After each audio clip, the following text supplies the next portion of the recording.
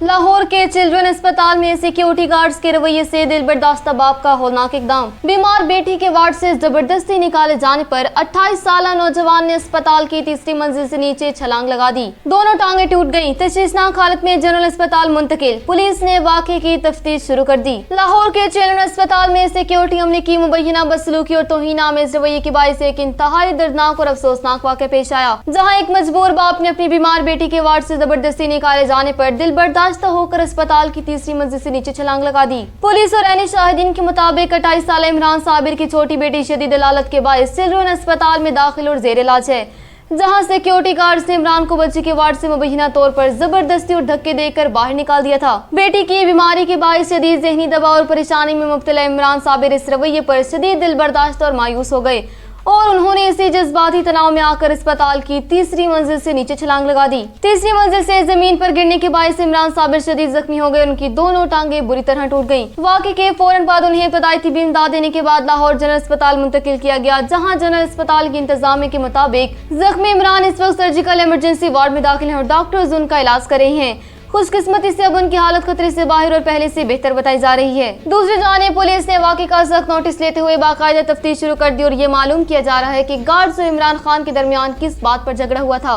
जबकि अस्पतालों में तीमारदारों के साथ सिक्योरिटी अमले के नाज़ेब रवैये के हवाले से भी तहकीकात की जा रही है, ताकि जिम्मेदारों का तयन करके कानूनी कार्रवाई अमल में लाई जा सके।